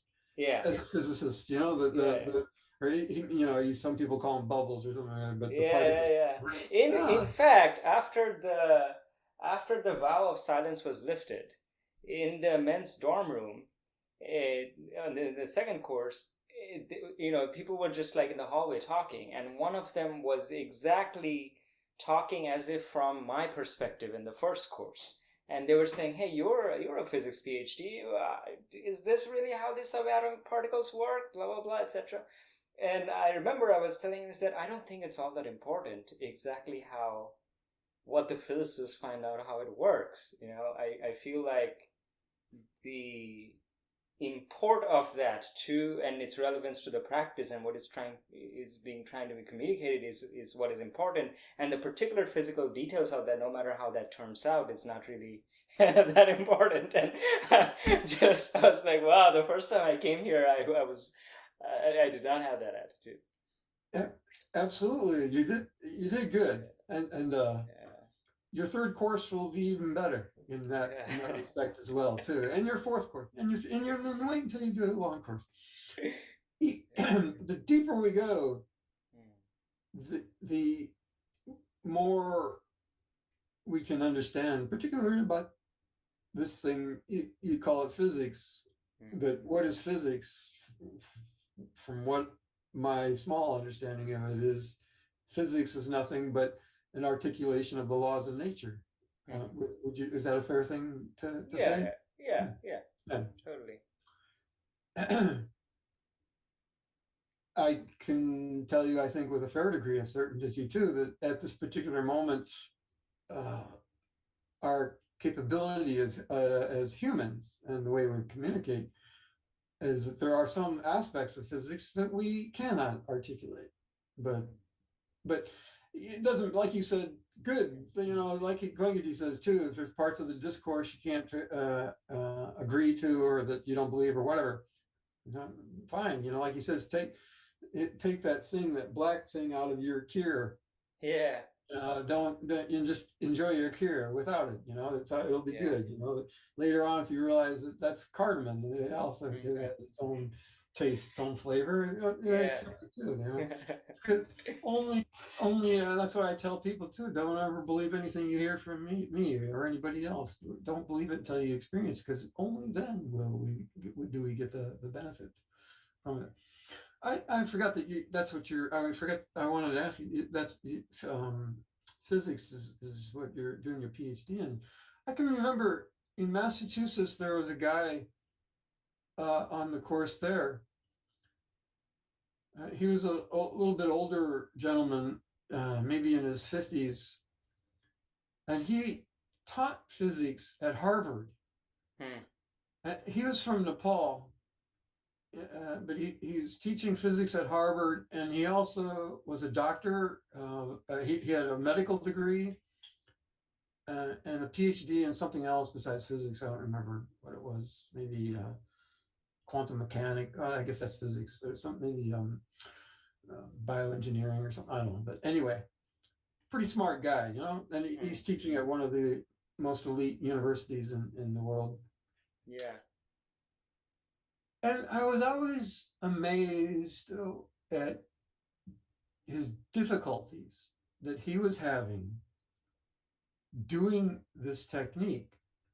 And I shouted at him too, saying, your intellect is so strong that it has become a great hindrance to you. Because look at the difficulties you're having doing this technique. He continually was always doing this intellectual analyzing of this technique. And that was an intellectual exercise. He could not, for the life of him, could bring his attention onto the body, like you're having difficulty with Vipassana, which that's what Vipassana is, and to feel these sensations. He just kept wanting to break things down. And I told him, I said, up until now, your intellect has served you very well. You came from not so great conditions there in Nepal to become this very renowned teacher of physics at one of the most elite universities in the world. And it has served you well in that respect, but now it has become a great obstacle to you and your progress. You need to become aware of that.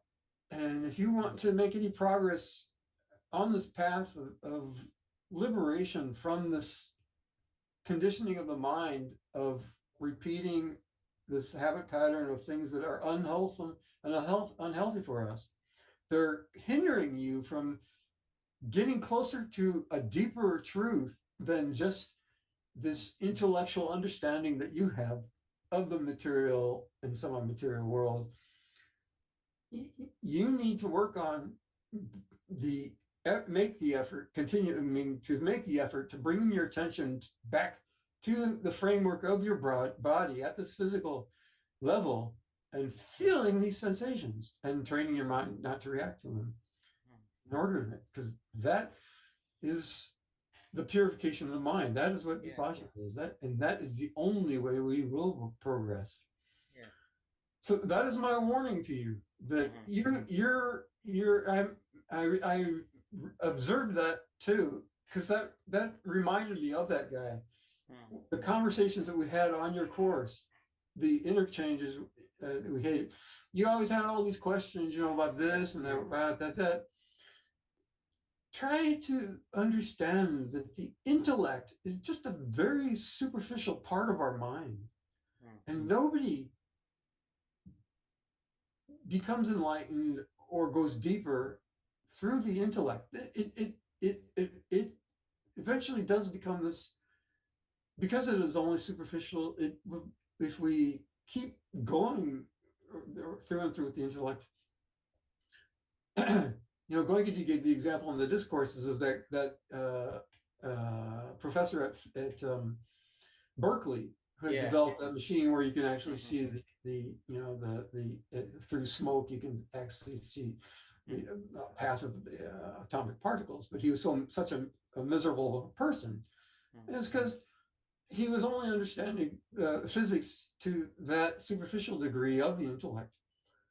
I would very strongly encourage you to take the next step to go deeper and keep challenging yourself to, and that will it will create this flowering that you had from your first course to your second course, to open up your mind enough to start to realize, to take out some of that aversion that you might have had from your first course and what you heard on the discourse, and to say, well, maybe what he said isn't so far out there. It's not so wild, and that is what Vipassana is.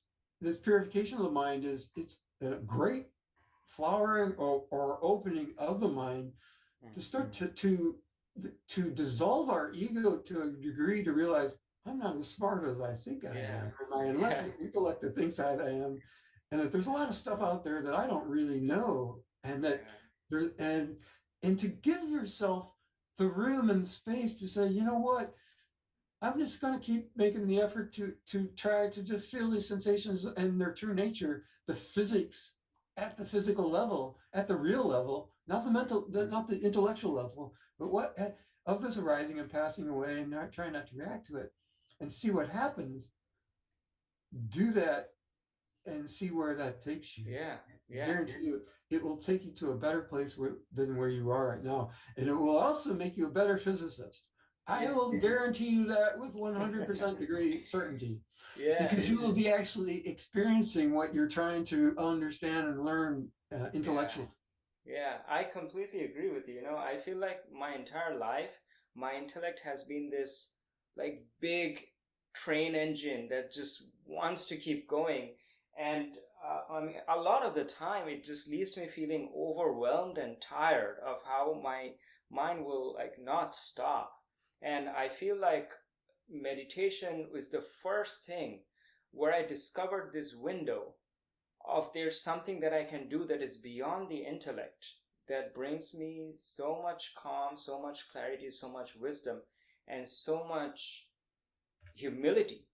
And it was kind of a liberation from my intellect. If it is only left to my intellect, I feel like no, not kind of. Sorry for yeah. It was a liberation, and Yeah. look at how much better. How did you feel about that? Let's talk Yeah. about your feelings. How did you feel about that? I felt like it was like a great weight off my shoulders. Yes, yes. And Yeah. that is, after my first course, I kept wanting to jump in the air and click my heels together. It's like this weight had been, and people, my brother, when I saw him, he says, "You look like you're lighter." He actually said there's something that seems lighter about you, because there is actually some physical thing that is that's because you have eradicated that much of this load that we're carrying around with us. Well, keep doing that. That's what keeps bringing us back. No, this is not fun. This is not a walk in the park, but that's what keeps bringing us back. That's why people do keep doing. They'll do 20-day courses, 30-day courses. Our load starts. It's like taking rocks out of our backpack, and you start to see that you might not see the sun, but you can actually see a light behind the clouds and realize and feel a little bit of warmth and realize there is something else out there, and it feels good. And that's it. The other thing I wanted to touch bases with you about too, on your form, you had written that you were still drinking, you were still you were smoking marijuana and using mushrooms. Is that still happening? Yeah, I would say that the drinking is maybe one social beer a week is the frequency. Marijuana would be about the same frequency, and mushrooms, I would say lately the frequency have been once every 3 or 4 months. But yes. Okay. And why are you doing those things? So I would say that the drinking usually ends up happening when I'm in a social circumstance where other people are drinking, and I don't think too much about it, all right, I'm going to share a drink with you. But I don't really find myself too attracted to the state of mind of being drunk. I'm not really ever drunk. Smoking weed though, yes, I do feel like a lot of the times it makes me relax. And I do have a craving sometimes for that's oh yeah, I just feel kind of more relaxed. Yeah. And the mushrooms though, I feel like I mentally categorize the experience of psychedelics as being on a higher tier than any of these other things. I feel like they have illuminated me to what I would say a lot of insights about myself and the reality. And so a couple of times I would say I've used mushrooms as an attempt to dislodge myself from when I feel like I've become kind of stuck in a rut, or I've started to feel, basically mostly my mind is going through the same things again and again. And so I feel like they've kind of opened up to me at different times a new window of creativity or seeing the world with a fresh pair of eyes. Or I feel like they've sometimes brought some wisdom to the surface. And in fact, in future, I do want to research psychedelics. And so, I mean, my PhD is in physics, but I'm doing some research in neuroscience as well. Sure. So that's something that I am actually kind of intrigued about. So what if somebody told you that there is a way to achieve all of those experiences and goals or whatever, all those things that you just said to me, but without anything artificial, meaning without any having to change some kind of chemistry within myself or without using anything outside of ourselves? Yeah, I mean, I would be very interested. I have already noticed that some of the experiences of the psychedelics overlap highly with my experiences with meditation. But of course, the meditation is like a more challenging, hard path. And it's like the psychedelics are sometimes just like a shortcut. It's like a garden path. Yeah, and how much of that experience do you remember? Um, Or after you get high on marijuana, all those great thoughts you had and stuff? oh, yeah. No, the marijuana, I don't think I depend on it for any kind of illuminating Okay, all qualities. right. Just for Well, like a how about the little psych? band-aid of just feeling more relaxed. Yeah. Uh, Allow me to give you a warning. Mhm.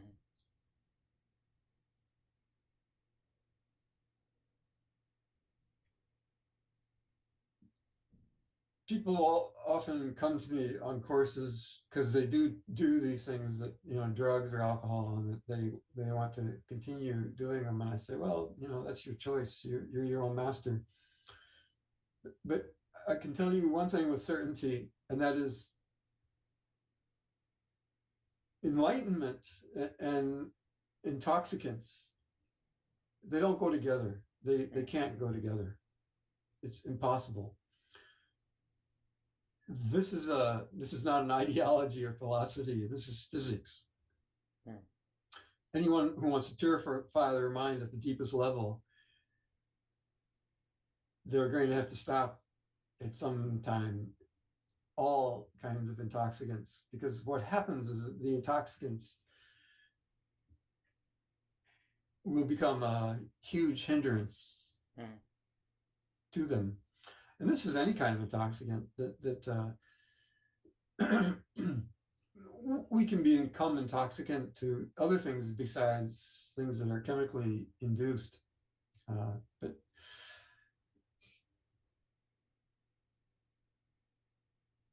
people often want to argue, well, just one beer too. Like the French used to argue with Goenka because they always have a glass of wine with their meals. I have heard. I don't, can't say which. And they would argue with Goenka, what's wrong with just one glass of wine with dinner? Goenka wouldn't have any of it. He would tell them that you may notice that on the days that you had a glass of wine with your meal, that when you sit down to meditate that evening, your meditation will be weak. Your mind will wander more. And likewise, marijuana has the same effect, and mushrooms as well. At that moment, the mushrooms might provide us with some kind of insight or clarity, but it does not liberate us from the deeper rooted causes of what are stopping us from having that clarity. Also, they also very quickly will contribute to our already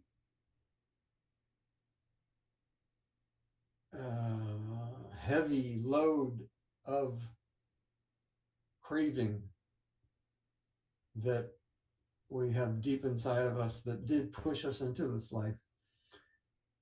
Because all three of those things, when we do indulge in them,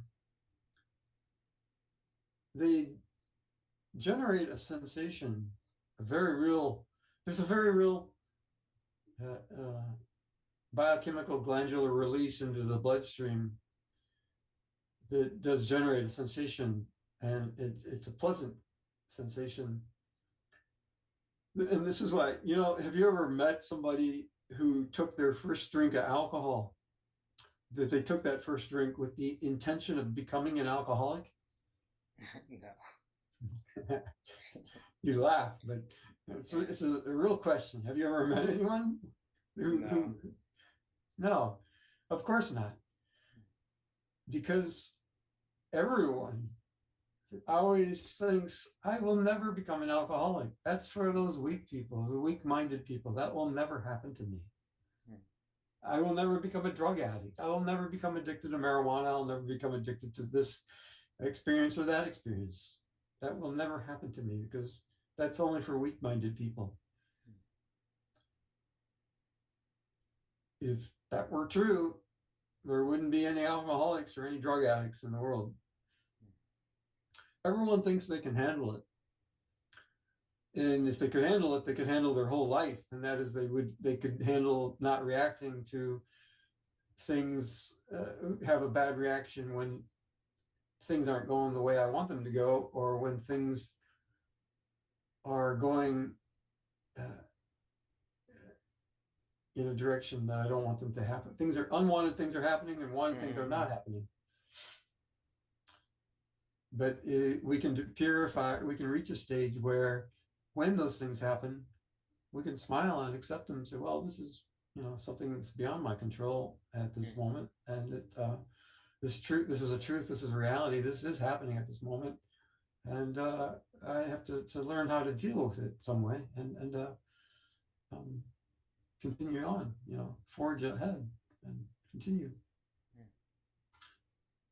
So if you really want to progress on this path and you want to get the most out of that, if you ever do decide to come to another 10-day course or continue on, and you want to get more or the most out of that next experience, the time that you do invest into this, those three things that you're doing are not helping you. And again, this is physics that we're talking about here, and you as a physicist should be able to appreciate this. Look at the difficulties you have on your courses as far as not going to those places where your mind goes all the time. That is the reason why we are thinking about all of those things that we think about on courses. It's only happening for two reasons, and that is because it feels good, and I don't feel so bad. I no longer feel that feeling of aversion, and it's feeding the deeper part of my mind that is constantly craving. That craving is happening day and night, every moment of the day. Every moment where we are not aware of these sensations, and we're not just feeling the sensations without any preference or prejudice. And remember, he said there's three types of sankharas we are constantly generating. Do you remember that part of the discourse? Lines drawn in the water, lines drawn in sand. Yeah. Lines drawn in rock with deep hammer and chisel.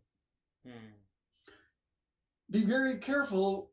And I'm giving you a warning through personal experience with those other things that you're doing. Those very quickly will become like lines drawn in rock with hammer and chisel. The lines drawn in water, those get evaporated at night when we go to sleep automatically. They're not so harmful to us. The lines drawn in sand will turn into lines drawn in rock if we keep repeating them over and over, like thinking about some particular incident I had with this guy or with this girl, some emotional thing, about our relationship or something like that. He said this to me, next time I see him, I can blah, blah, blah, we're in this loop. Every moment we're with that thought, again, you should appreciate this as a physicist. There's a very real physiological, biochemical glandular release into the bloodstream through our glands that's generating a sensation, and the deeper part of our mind is feeling that sensation. And if it's a sensation of anger, as unpleasant of sensation as it is, and as angry as it makes me, it doesn't matter. Or as pleasant a sensation as it is, and as happy as it makes me, it doesn't matter. The deeper part of the mind feels it and is getting addicted to it. That's why say the gambler, it's not a drug, it's not alcohol, it's not marijuana, it's not mushrooms or whatever, not LSD. Even though his wife has left him, he's lost his house, his children has left him, everything that meant something to him, everything that was important to him in his life, he's lost. He's lost his job too. And he knows that he shouldn't gamble. But when the time comes, he has to roll those dice. He can't stop himself. Why? Because he's reached such a degree to the sensations associated with what he gets every time he rolls those dice that he no longer has even control enough to stop that, to quit that. He finally has to go to Gamblers Anonymous or Alcoholics Anonymous or whatever. But even then, the craving is still there because he hasn't eradicated that craving. But he's just getting that support group, and he has enough.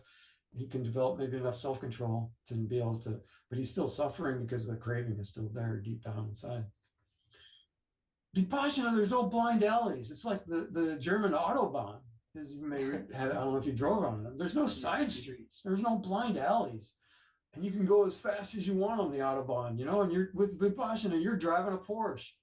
You know, the 911 that goes up over 200 miles an hour, the more you can work on making the effort. It's through making that effort of bringing our attention and bringing it back, and just accepting, oh, okay, I do have a wandering mind. I do have a monkey mind, but I'm going to smile and accept that, not get upset about it, not get agitated about it. Just keep making the effort. It's the effort where we gain the experience and start chipping away at this slippery mind that keeps wanting to go to those other places that make us feel good. And that is what also you do when we are taking, you know, want to have the beer with our friends, or do smoke the marijuana because to make you relax. You can get very relaxed through Vipassana. You can reach a stage where you will be so relaxed that nothing will bother you, and that's through nothing artificial, nothing without the help of any kind of crutch that eventually will become a hindrance to the progress of going deeper and developing the insight into physics of what is really real and what is just some belief system or some conjecture, some kind of something I heard or read in a book or somebody else's experienced or whatever. That is my discourse to you for as far as think about it. I'm not your master. I am not the marijuana police, the mushroom police, or the alcohol police or anything like that. I'm not here to, but just for me, bringing this out into the open and you know, I grew up with an alcoholic, and I could see that has given me a very to be very clear-eyed of just how this is a woman who was working on her pilot's license. This is a woman who was a teacher who brought up 4 children. She played the organ in church every Sunday. This is she was a Girl Scout leader. This is a very strong woman who you know, did many things with her life, who fell to this, became a slave to the sensations associated with this chemical of alcohol, and it really destroyed her life.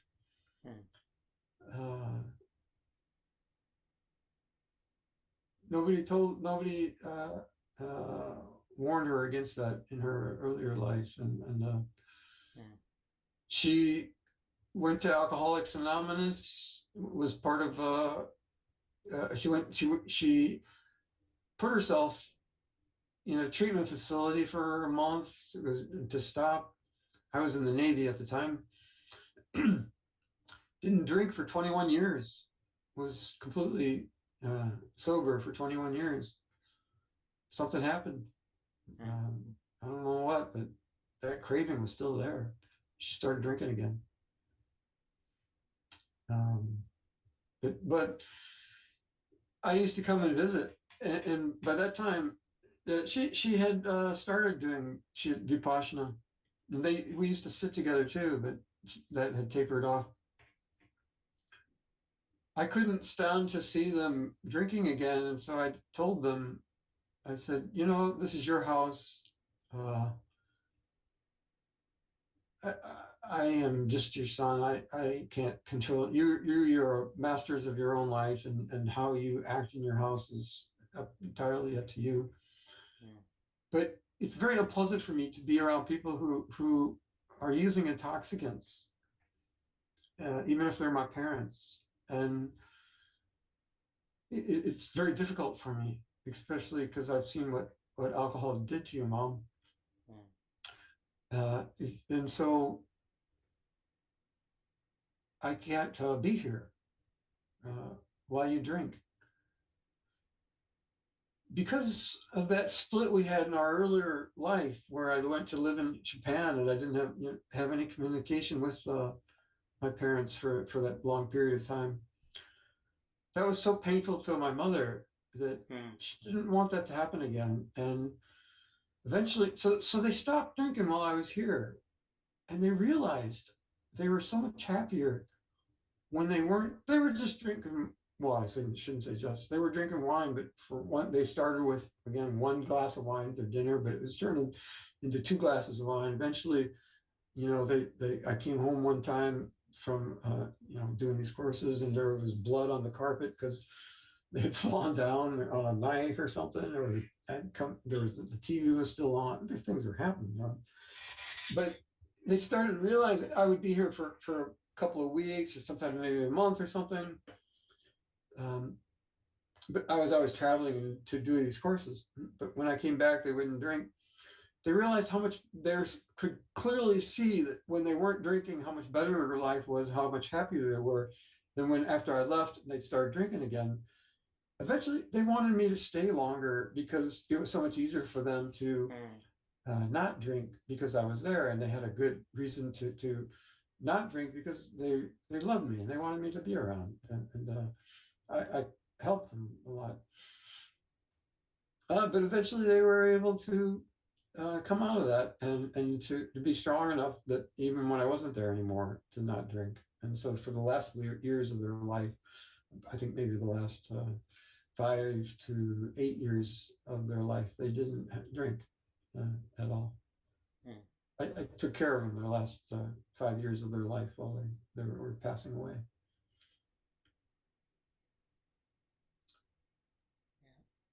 Anyway, that's more personal, more information than maybe you want to know.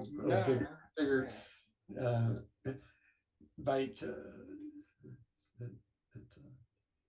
But like I said, for me, telling you these things has higher quality than not telling you that maybe there would be some time in your life when you're in a dark place and you'll remember, oh, wait a minute, what did that guy say about this? Something like that. You never know. Well, thanks for sharing. It isn't easy what we're doing, what we're trying to do. But as I said, that experience you got from these 2 courses, that's something that you will keep with you. That won't go away. That doesn't go away. Even if you never meditate another day of your life, another minute of your life, that's going to help you immensely in ways that you are not aware of yet. Not only for the rest of this life, but also for some future.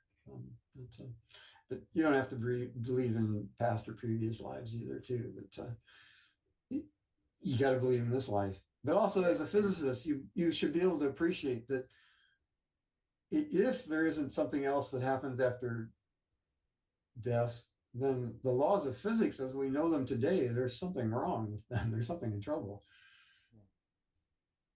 There's some kind of energy going on here, isn't there? Yeah. I mean, I don't believe that the laws of physics are a complete description of the world anyway. The laws of physics as we know them today. As we know them, yes. Yeah, there you go. physics, the laws of nature, we'll call them what they are perfect. They are whatever. There's no they're not random. They're not, it's not it's not chaos. Things are there is a law of cause and effect that's actually happening. You've got to know a little bit about that through physics, right? That they're real. Yeah. And so you can don't throw away. That's what, coming back to the laws of karma, cause and effect. There's some reason why you came to a court. There's some reason why you were born at a time when these teachings were alive. That didn't happen by accident. There's some reason why that attracted you, and there's some reason why you even came back for a second course. That doesn't. I think I was looking at statistics one time. Something like only 2.5% of the people who take a course come back for a second course, and the percentage of people who continue on and practice Vipassana for the rest of their life is even less than that. Because it's hard, but that again, that happens for a reason as well too. But I wish you all the best. I hope to see you again on a course somewhere. This has happened to me many times. You know, I go to India a lot. I used to before the pandemic, and also when I lived in Japan. I've been to India, and I can't remember how many, more than 15 times. I used to go there to sit. What part of India are you from? You're from Nepal. Me? I'm from Kolkata or Calcutta. Oh, okay, yeah. Okay. I'm from India, yeah. I love India. It's and meditation, meditation in India is. When we started having long courses outside of India, I sat the first 45-day courses. It was in Massachusetts, a very nice center. It was the first time I sat a long course outside of India. I sat in Massachusetts on the talking day. I went and talked to the teacher, and I said, I will never sit another long course outside of India because it's so different. Sitting in India, there's something different about sitting in India. It is magic. It is. I am. Anyway, it turned out not to be true anyway, as far as I have sat many long courses outside of India because of the convenience and stuff. But I am trying to get back there to do another long course. I would encourage you to go to Bodh Gaya.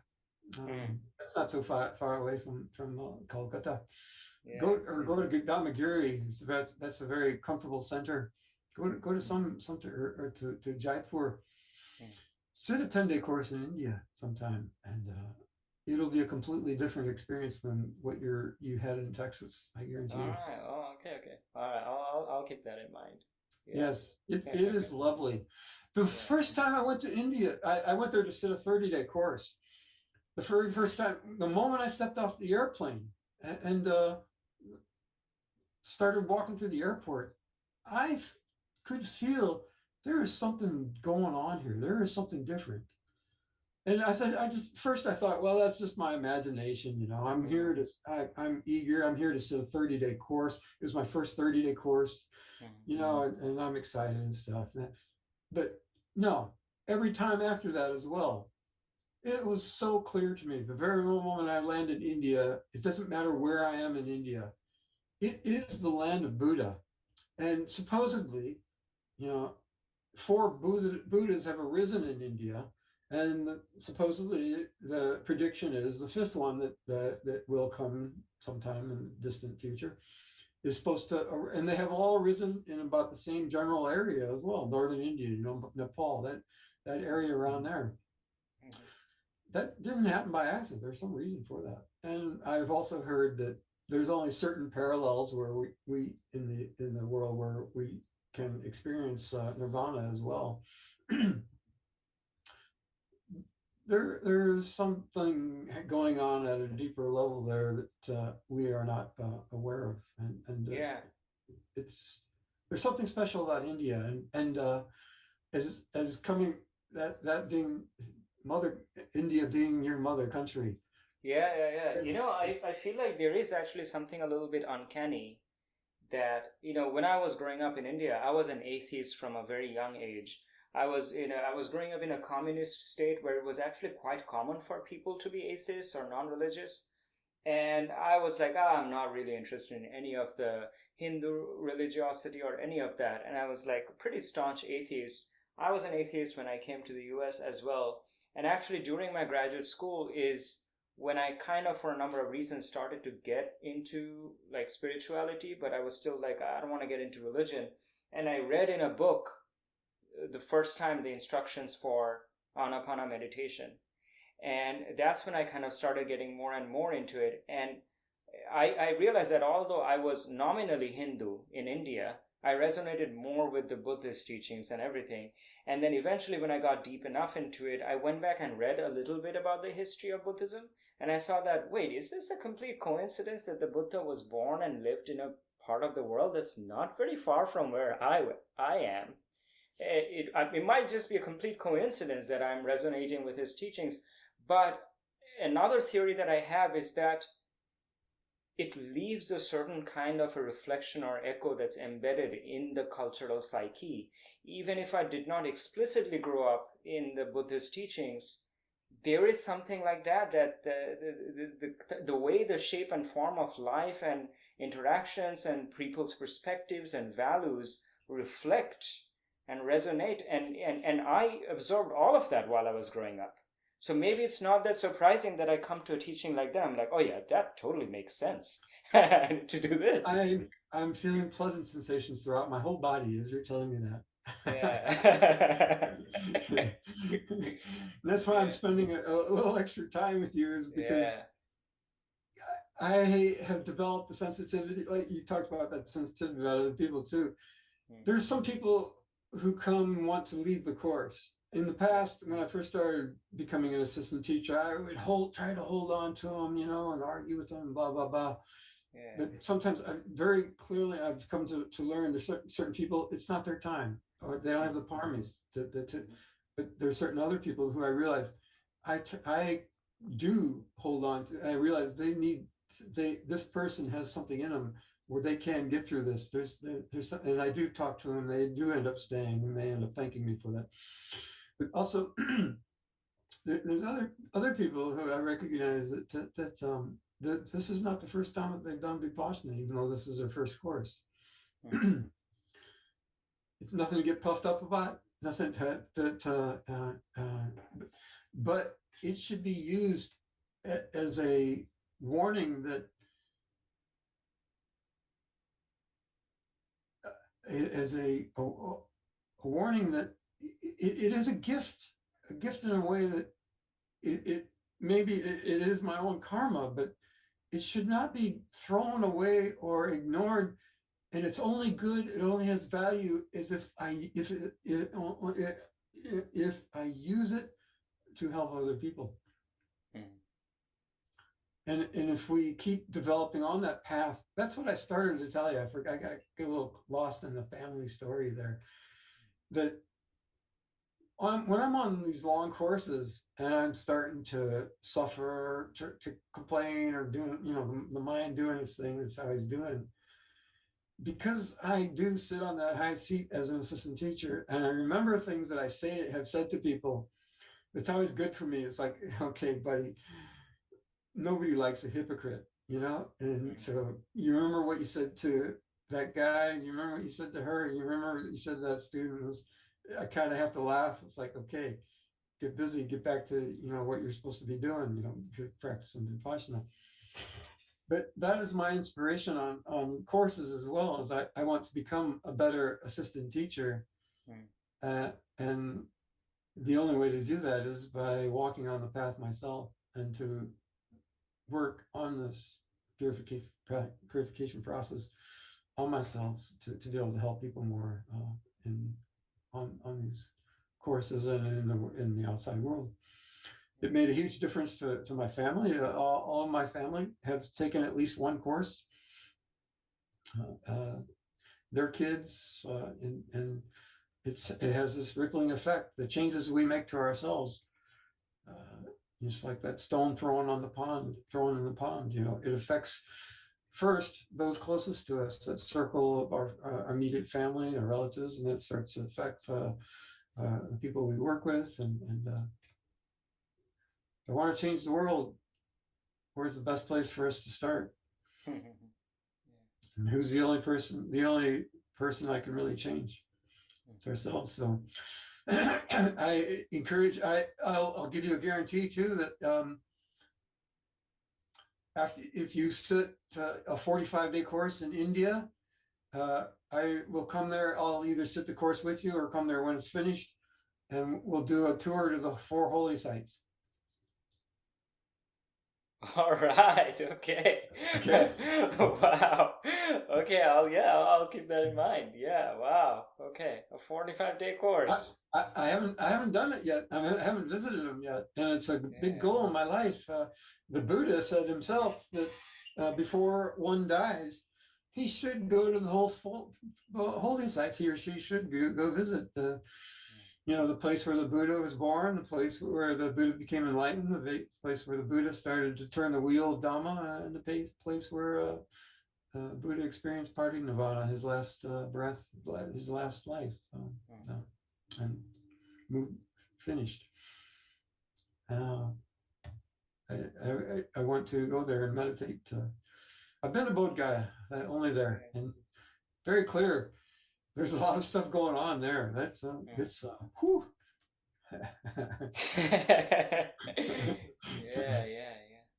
Yeah. I've never been, but I would like to go. Yeah.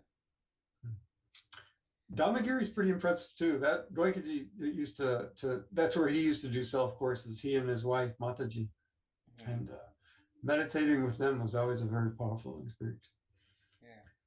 All right, let's take enough of your time now. I'm the one who's doing all the talking. So, all right, thanks a lot. I hope our paths cross again on the Dhamma. Yeah, I hope so too. And if you do have some burning question that keeps rolling around in your head, go sit a course first. See if you can answer it yourself, because those are always the best answers. But if not, I'm always happy to talk to you. Yeah. Thank you so much. Thanks a lot, Tim. I like your shirt. Yeah. Oh, yeah. Thank you. Thanks for joining Tim and I today in the Room of Lives. In the next episodes, I'll be interviewing Drew Schaefer, a Zen Buddhist practitioner who has spent years in Zen monasteries and currently lives at the Austin Zen Center.